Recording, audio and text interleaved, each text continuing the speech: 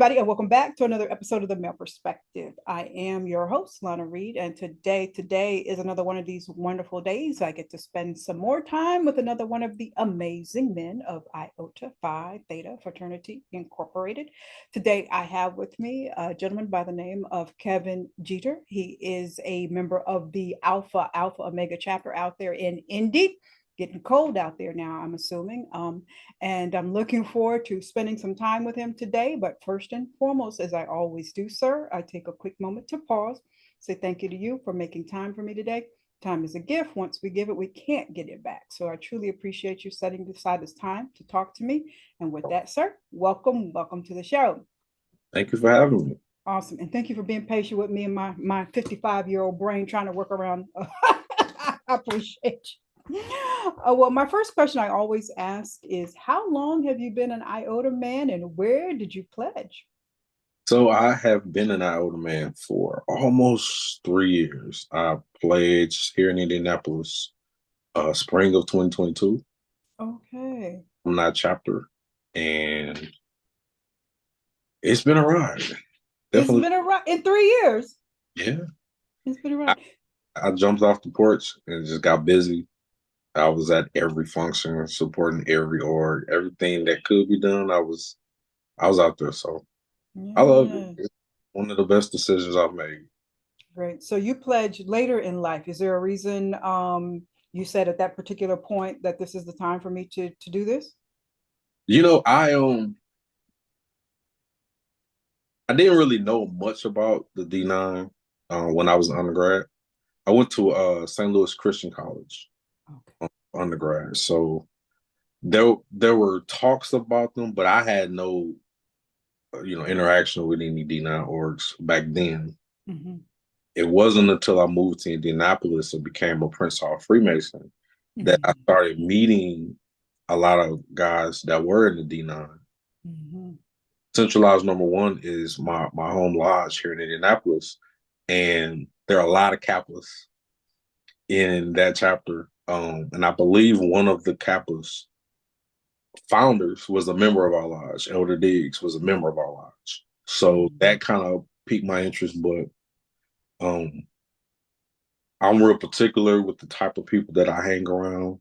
And the Iotas were they didn't make me feel like I had to fit in. They didn't make me feel like I had to fit a mold. So the first thing they told me was be yourself. And that worked for me because I have a military background, and our founders were non-traditional mm-hmm. students, military, family men, businessmen. So it all kind of came together for me. So found you a good fit. Awesome. Well, let me get going because I have a little bit of time with you today, and you are being so kind and gracious to allow me to peek into your life. So I want to get going with that. You're going to share with us today some of your journey as being a single father, especially to teenagers. And I'm going to first give my kudos because as we are doing this now, you're not sitting in a corner rocking back and forth. So clearly you're doing something right. So I want to applaud you for that. That teenage years are nothing nice. So I applaud you for that. I want to first start off just right out the gate with the question of, because we hear in society a lot about single mothers. You hear that often, and you've been at this for a minute in this journey. Do you feel that society treats or have different expectations of single mothers versus single fathers? Yes. And one of the things is because it's such a normal thing in the Black community, it's rare that you even hear discussions about single fathers, because in most cases it's usually the mother that's the head of the household and the one that's raising the children. And for me, I was raised in a single parent home. I didn't have my biological father until I was maybe 25. And I haven't seen him since. And so growing up the way I did, I was raised by my younger brother and sister's dad. And I just kind of made it up in my mind a long time ago that I would never let my kids grow up without me being there. And so I think the expectation for women or for single mothers, it's way higher. The demand on them sometimes it's unrealistic and unfair, and you don't really hear a lot about single fathers. And I think that what happens when it comes to fathers is we don't feel like we really have the option to complain because women have been doing it for so long. And a lot of times we come into it later on where circumstances may require the kids to live with their father. Mm-hmm. But it's not really typical that from birth going forward that is just the father. So the demands are different, but I mean, men and women are different. So we're built different. We can handle different types of pressure and stress. True, true. Now you have teenagers. Are they boys, girls? So my oldest is a girl. She actually turns 20 tomorrow. Oh, happy early birthday. Oh. That's, yeah, no. Yeah. So I have two boys. So they're 16, 18, and it'll be 20 tomorrow. Oh, bless your heart. So that's where this comes Yep. from. Yep. Okay. 2 years ago, it was only a little small patch. Okay. Okay. So when talking about single mothers or single fathers, over the years, one of the things that I have heard single mothers, a piece of advice I've heard single mothers be told a lot is make sure you get a strong male role model in the child's life, you know, to kind of, I guess, be that bridge. As a single father, have you heard the converse, or are they just like you wing it on your own? Have they been telling you get a female role model mentor, or they just whatever? I haven't heard that, but Really? I made up in my mind that I needed to do it. And so I have membership in several fraternal organizations. Prince Hall Freemasonry. I'm a Shriner, but I'm also an Eastern Star.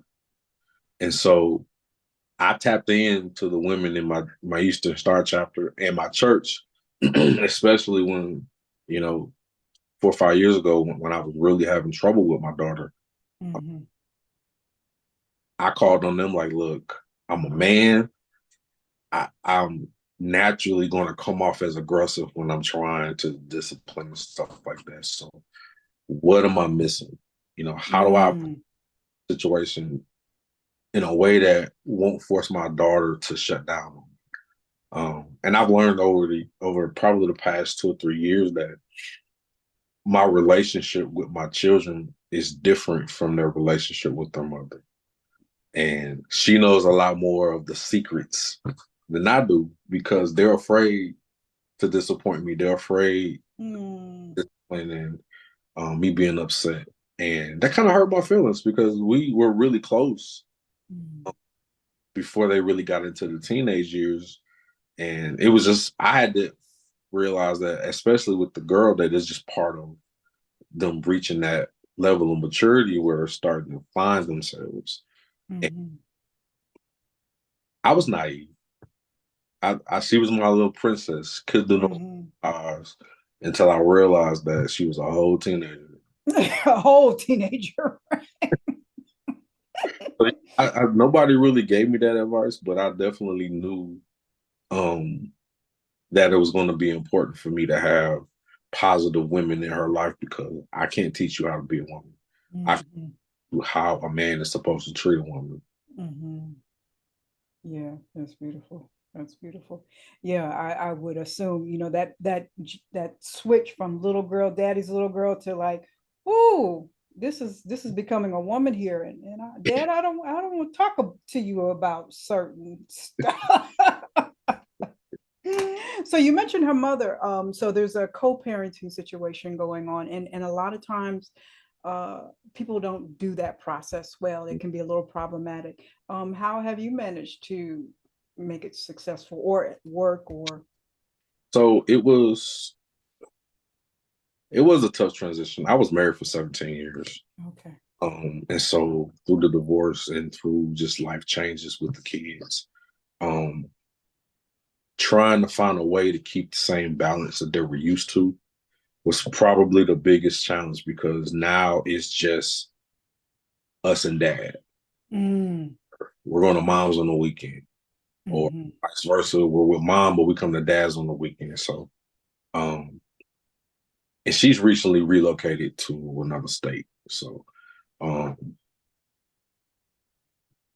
I'm kind of at that point where I've been doing it by myself for so long. I'm ready to pass the torch, especially with my daughter. So it's like she's about to be 20. She's ready to get out on her own. She's at that point where she needs to be with her mother.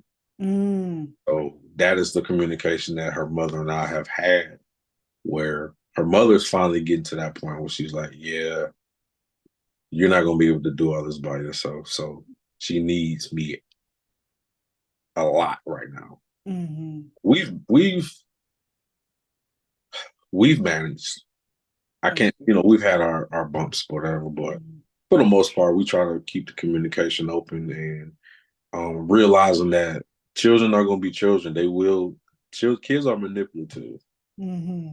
So, they know what they can ask me for, and they know what not to ask me for. And so when they don't think that we're communicating, they may ask us both for the same thing just to see who's going to say yeah. Mm-hmm. That was probably my biggest challenge with the communication, because I stay busy. I may not be able to tap in right away when they need something or when they want something. But if me and her don't communicate, they may be double dipping. That's right. I asked dad for some money to go to the movies, but I also asked mom for some money. But dad doesn't know that mom already gave me money, so I got extra money now. So kids will be kids, right? I used to tell my kids there's nothing you can do I haven't done before, but that was a new one. Been there, done that, but look, got some extra pocket money there. So you and your ex, the communication is a lot better, especially when it comes to this. Okay. So is your daughter, the 20-year-old, is she receptive to going with mom? Yeah. And it's fairly recent that she was more open to it. So she got in some trouble in her, I want to say it was her maybe ninth grade. Mm-hmm. And I ended up taking her out of school. I homeschooled her for a little bit, but then I sent her kind of against my I really didn't want to, but all of the women around me told me she needed some independence, so I sent her to Job Corps. Mm-hmm. And I regretted it ever since, because once she got that taste of freedom, not having to ask dad for permission, being around kids her age who don't have parents that are active, she realized what she was missing out on. It took for her to have to leave the program and figure things out before she realized. She told me one day, she said, Dad, I used to be bothered because I felt like I was so sheltered. But after being around these people downtown and hanging out, I realized why you sheltered me. Because it could have been a lot worse. There's a lot of stuff that I've seen that I know now you was protecting me from. But the downside to that is you can't erase experience. True. So bringing her back in and kind of getting her life more balanced didn't take away from the fact that she's experienced what it's like to be on her own. Now she wants to make those decisions without having to talk to us and not feeling like she has to check in or let us know where she's going. And I understand that may come off as overbearing, but look at the society we live in. This world is You may not have to tell me where you're going, but keep that location on your phone. Yeah, we need to know. This world is a very crazy place, especially at these times. Yeah. Wow. Yeah, we've all been young and smelling ourselves. So, it's a journey, but as a parent, it's kind of a hard thing to watch, I was there, you can't tell me what to do. You better listen to what I'm trying to tell you to do. So Miss Lady is trying to spread her wings, and you got these two young boys. Whenever I run into fathers, my question always is as a father, as a Black man, you understand when you step outside the door, your front door, the world that awaits you is sometimes not that kind. Um, what is the conversation like with your kids? Once you leave this safe haven of dad's house, uh, the world might not treat you fairly just because you are Black folks. Well, I mean, as all parents, of all Black parents have had to do, had to have the talk. And so, but I tried to make sure that I wasn't scaring my kids, but more so helping them to understand there's a way to navigate the world in that to make sure that you come home safe. It starts with your respect for yourself and everything around you. How you make eye contact with people when you're talking to them. Shake a man's hand when you meet him. We've had to talk about job interviews, sit ups, sit up straight. Don't sit down until somebody offers you a seat. And going out in public, really just making sure that you're aware of your surroundings. Yeah. Because anything's likely to happen, regardless where you are and whatever provisions you made. If you're not aware of your surroundings, you'll find yourself in a situation you wasn't intending to be in. But what I've tried to do is to make sure that they understand you're still a Black man, regardless. It don't matter, what environment, the first thing they see is the fact that you are a Black man. And my kids have facial hair now. And so statistically, white Americans believe that Black kids are older than they actually are. And so they approach our kids as if they're dealing with adults. And so it's that scary part of the reality that I may not be able to get to them right away. Yeah. And so fortunately, my kids haven't had much interaction with law enforcement. But I've tried to make sure not to give them that mentality of not trusting the police. Because we understand that it's the imperfect people who have the wrong jobs. I really haven't had much trouble with my boys. I think the biggest thing that I had to deal with was teaching them how to control their emotions, how to regulate their feelings and express them without it coming off as aggression. Because again, I mean, most people that don't know me would think they usually say that I'm unapproachable. Really? Yeah. And I always tell people, you need 10 minutes. You need a 10-minute conversation with me to know me. If you have never had a 10-minute conversation with me, you don't know me. Yeah. Most people who do know me, and they'll hear other people say, Kevin is so angry. Like, he don't smile. And why does it seem like he's so unapproachable? And they'll look at him like, are we talking about the same person? Yeah, I don't get that at all. But it's because the way I grew up, and again, I'm paramilitary. I grew up in the streets. I grew up in the projects. Smiling wasn't something that you did on a normal basis when you're walking around, because now you're inviting people into your space. And so that's a hard habit to break a lot of times as Black men, because we don't have a lot of safe spaces for us.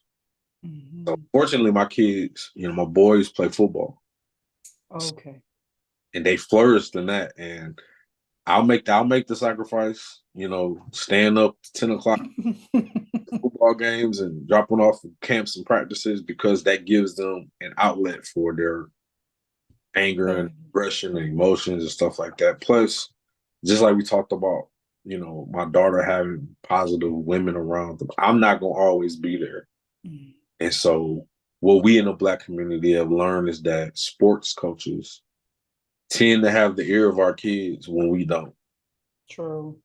The fact that I can trust, the staff and the coaches to keep my boys in line, I don't have to worry about it. Now, I admit, in the beginning when they first started playing, seeing the coaches getting their faces, I'm like, wait a minute. Hold on, that's my boy there. But my son will look at me like, Dad, don't. it's okay. So So you're not one of those fathers that's cussing the coaches out in the bleachers? no. I've probably had maybe one time where I almost went, on the field, but it wasn't even my son. Mm. It was another player that coach kind of got out of hand during the game and put his hands on him. And I don't think it was intentional, but the optics just look bad. Yeah. And you doing that in the heat of the moment in front of all of these parents and students, somebody was going to say something. So Yeah. I'm protective over all kids. There you go. That's good. My nature, so I'm not just going to let you do that. Not on my watch. Nah, you might have to see me about that. We're talking. You had to see me. Hey, come over here. I need to talk to you about that. Right. So the kids got practice. You got baby girl, big girl doing her thing. You got, keep food in the refrigerator. How have you managed to make time and balance everything and get the schedule and I don't think I have yet. So I just got married in April. Oh, congratulations. Okay. And right now we're kind of long distance because she lives in Atlanta. Okay. Trying to work out the logistics to get her up to Indy. Okay. But it's hard. Hold on. Thought I heard my son. It's a challenge because I'm also doing my graduate program. So What else can I pile on my plate? Okay. Okay. that's an anxiety thing for me. I don't like gaps in my schedule. Mm. And I was diagnosed with PTSD after coming back from Iraq. So downtime and having too much time to think um, is a challenge sometimes, which is ironic because I'm a truck driver, so I spend a lot of time by myself. So you on that earpiece all the time then, right? No, I'm just listening to music. Okay. I don't really. I mean, I'm home every day, so I don't go Mm. over. You're not a Um, long haul driver then. no. I do a lot of talking with God. Do a lot of talking to myself. They say that geniuses talk to themselves, and so I have a lot True. with myself. But it has been a struggle. I've had to force myself to remove some things from my plate. Mm. Like I said, I have membership in a lot of fraternal organizations, and I had those things had to take a back seat, especially when I started my master's degree, and that was hard because my classes are on the nights that my meetings are usually on. So having to make that decision, I'm not going to skip class, but Mm. you know it's a hybrid course, so I might be able to be online Mm. speaking. But for the most part, I've just had to stop doing so much. You know, when I heard my kids say, Dad don't do nothing with us no more. Mm. Always in this room, that hurt. So I've had to give up jobs to get a better schedule to make sure that I could. This last football season was a hard one for me because my schedule got so crazy that I didn't make a lot of the games. And I was out of town and I was rushing back to get to the game. I think I got there the last 30 minutes of the game. But Mm.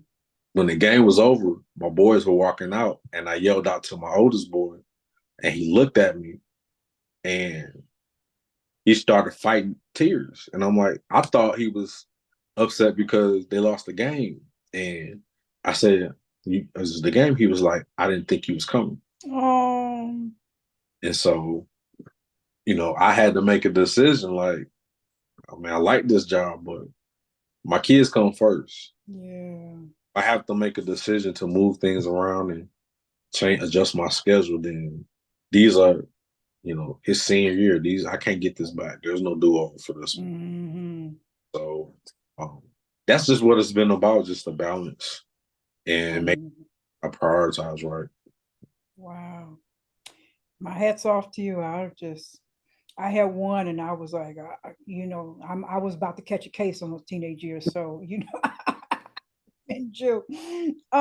So with the PTSD and, this need to just kind of put all this stuff on your plate, I know you understand you need you time. So what does daddy day off look like?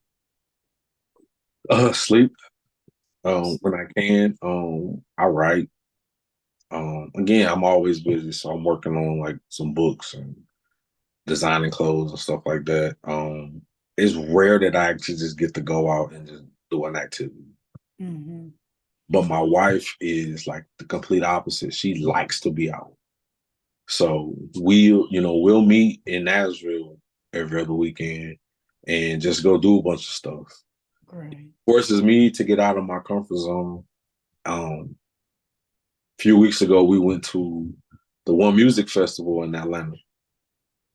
I didn't know what to expect, and you're talking thousands of people in a congested area. Mm. 3 or 4 different stages going at the same time. And I looked at her and said, "You lucky I love you, because this right here, There's too many people just all together. too many people are bumping into me. I just, when is this over? We gotta come back tomorrow too." Baby, I love you, baby. I love you, baby. I love you. We don't have to. Oh, That's right. I mean, that's when you have a helpmate. She's supposed to help you grow and evolve. So, that is part of this process. So that's good. That's good. That's good. All right. So does the brotherhood help you balance everything as well today? yeah. I mean, so with fraternal organizations, with those types of groups, you're always gonna have, a select few that you just are super tight. You know what I mean? So I have those brothers that are identified that these are the ones that can speak into my life. Mm. These are the ones that can call me on my nonsense if I'm wrong. And so these are also the ones that I can call when I just need to talk. Like yesterday, I had no intention of going anywhere for Thanksgiving. I actually thought I had to work the night before, so I went to work at like 2 o'clock, and they called me and said, "What you doing?" Mm. We realized everybody's off today, so I went back home. But when it comes to like Thanksgiving, I didn't want to go anywhere. But I went into our group chat and I said, "Hey, I realized I don't have to work today. Where can I come get a plate?" And it was just throwing it out there. But this one brother that we just have that bond, he said, "Hey, whenever you're ready, just come over." Mm-hmm. I went over to his house. Him and his wife welcomed me in. They fed me, and we talked for a couple hours. And it was just one of those things where um, I don't think he knew that I needed it, but he needed it too. Mm-hmm. He's one of them. He's one of those brothers that will come to you and say, "Hey, I just want you to know, Mm-hmm. I appreciate it. Like I really needed that." And so Beautiful. they do. They keep me. They keep me on my toes. They keep me level headed. I may get a phone call from one of my line brothers and say, "Hey, I ain't heard from you in a while. You okay?" Mm. Um, you know, and I appreciate that because I used to have to do that with him. We kind of go back and forth. And that's one thing that I appreciate about fraternal organizations is that we know what it's like to not have somebody to talk to. Mm-hmm. And so we're able to create that safe space where it's no judgment, but you're able to, pour your heart out. I cried in front of these guys.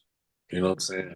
When I was, we don't play it, but when I was going through intake, um, but the anniversary of my mother dying came on, and I was in the middle of a study session with my line brothers, and I had to recite this poem called "Don't Quit," and I couldn't get through it.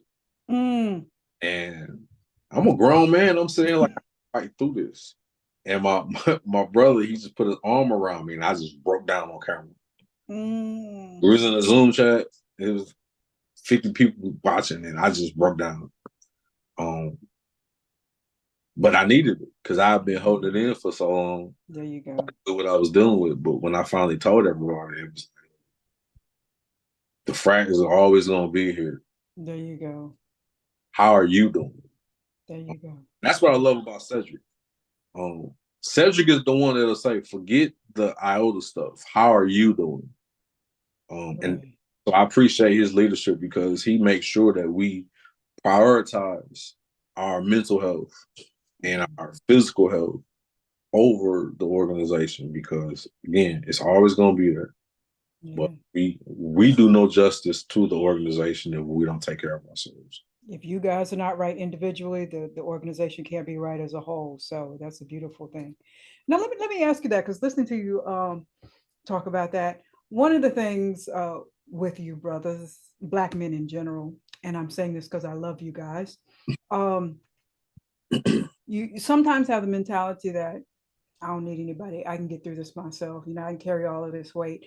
Uh, what would you say to brothers to get them to understand the importance of having a good tribe of men, a good brotherhood around you, whether or not it's D9 or fraternal? You need somebody. Right. What I would say, what I typically say is, are you done yet? Like, are you tired? Oh yeah.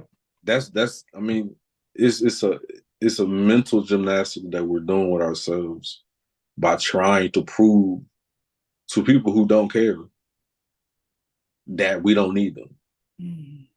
Um, and the hardest thing for a lot of Black men to admit is that, you know, we need somebody. But culturally, you know, from our ancestry, men support each other. Men do everything together. Once the boy hits a certain age, he goes to the man. Mm-hmm. Where he learns how to do everything about, you know, how he learns everything about being a man. Mm-hmm. For a lot of people, the membership in a tribe or in a group is what helps men grow. Mm-hmm. And that's how we gain the confidence that we need to actually, because you see people who you identify with. When you listen to people tell what they're going through, it's easy for you to kind of, or it makes it easier for you to deal with whatever you're going through, because you see somebody else going through and you realize I'm not the only person that's dealing with this. That's right. But what I think that I would kind of focus on with men is, you got to love yourself. And that's not something that we're taught. Most Black men don't hear "I love you" until one of their kids say it. Mm. You know, our partners, our spouses, they'll say it, but they're supposed to say that. Mm-hmm. But we don't usually hear it, you know, in a meaningful way until one of our kids says it. Mm. And it has a different impact. So, contrary to what society shows us, Black men are the most involved in their kids' lives. Yes. So when we put ourselves in environments where we're allowing other brothers to hold us accountable, I think that helps to better us as individuals. So that's what I would tell people: get around people that you can allow to hold you accountable, because in doing that, you take all that weight off yourself. You know, you might think you can do it. Everybody thinks that they can do it on their own, Till it all comes crashing down, right? till you realize you can't. Mm-hmm. So, oh, this stuff is heavy. Wait a minute. Yeah, that is my concern, because you kind of float around, especially on social media, and it seems like this constant message. I don't need anybody. I can do it by myself. And I'm like, that doesn't even sound right. That doesn't make any sense, you know? So we are built to be in community and communal. So it's just about finding the right people. Right. So let me ask a couple more questions, and then I'm gonna let you go, because I'm taking up more of the time than I expected to. I apologize, but I'm a little nosy. Um, Going back to fatherhood, girl and two boys, what has been your proudest moment as a father at this point? We're gonna have some more going, but at this point. Um,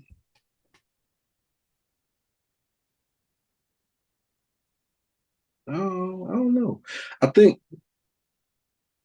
just watching my kids grow into their personalities. Mm-hmm. Because so my daughter was born. She was what I guess a miracle baby. She was one of those induced, Mm. you know, umbilical cord wrapped around ropes type. She was that miracle baby. My oldest boy was born on Father's Day, and my youngest son, we have the same birthday. Wow. Believe it or not, my wife, myself, and my son have the same birthday.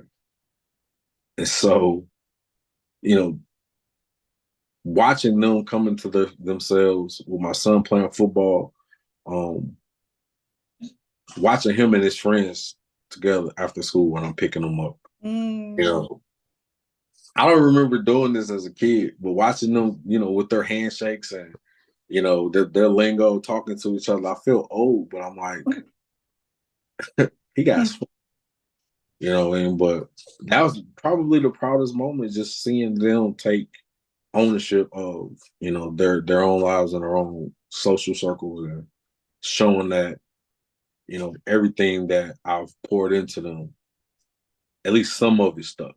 Mm-hmm. So, and then hearing people talk about me, having people come up to me and say, "You did a good job with it." There you go. That's something, unfortunately, I think a lot of single fathers don't hear enough, Mm-hmm. because we're so absorbed with making sure our kids are okay that we don't get the attaboys like everybody else. Get the pat on the back. But Yeah. we kind of keep going and we celebrate ourselves. Mm-hmm. That's all right. Well, so we talked about this is my last question. Well, before my random question, my last question. Now I'm gonna let you go. We talked about Daddy Day Off. You have teenagers, and the world that teenagers live in today is very different than when you were growing up, especially when I was growing up. They have challenges that we never had. How do you make sure their mental health is okay? I give them time to Mm. themselves. I give them space. We used to have a thing where we just went out to the park and just talked and walks and stuff like that. But as they get older and they start to spend more time by themselves, I realized that's how I was as a kid. Oh, so that okay. I wasn't a fan of going outside. Okay. When we got in trouble, my mom said, "Y'all not going outside." I didn't really care. You know what I'm saying? I was cool sitting out at home, but just having that open door policy, you can come and talk to me, and then knowing my kids, being able to look at them and tell something's off, what's wrong. It's rare that they'll tell me I don't want to talk about it. Usually it'll take a minute, but they'll come in and say, "Okay, this happened. What should I do?" So I think just giving them the opportunity to be individuals and giving them their personal space and respecting their boundaries, that's kind of a big thing now. That's the way that I try to assist in their mental health. That's great.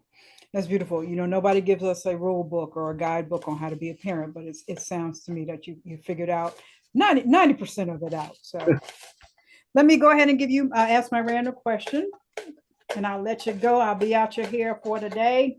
Let's see what we got here. Let's see what we got here. What superpower would you want to have? You want to fly, be invisible? So I had a class. It's funny, my professor in my personalities class a few weeks ago asked us the same question. We had to answer as a group, like each person, like if you had a superpower, what would it be? And my answer still is I will want to be able to read people's minds. But I realized after I said it that there's a downside to it, because I'm analytical. And my professor told me, she said, "You're a very analytical person. you focus too much on stuff. Mm-hmm. That'll be my downside is I know what you want. Now I'm stuck on trying to make sure I can give you what you want the best way I can. Okay. Yeah, having the superpower of being able to hear people's thoughts, that's probably something that I enjoy. Then you'd have to be in a room and hear everybody's thoughts all at the one time. That would drive me crazy. Drive me crazy. Well, sir, pats on the back from me over here. Parenting is not an easy job. Co-parenting is not an easy job. Parenting Black kids is not an easy job.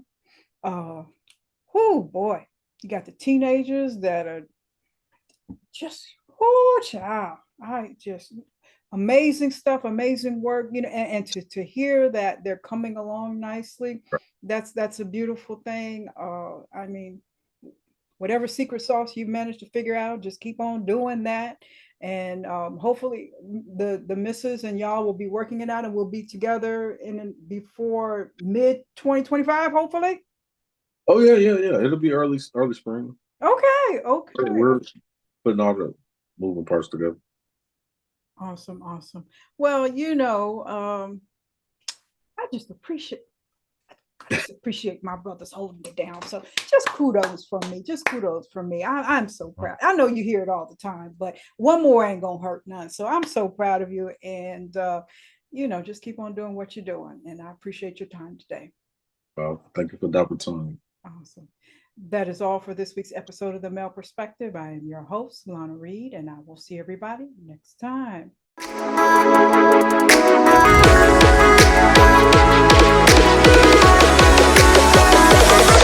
Oh.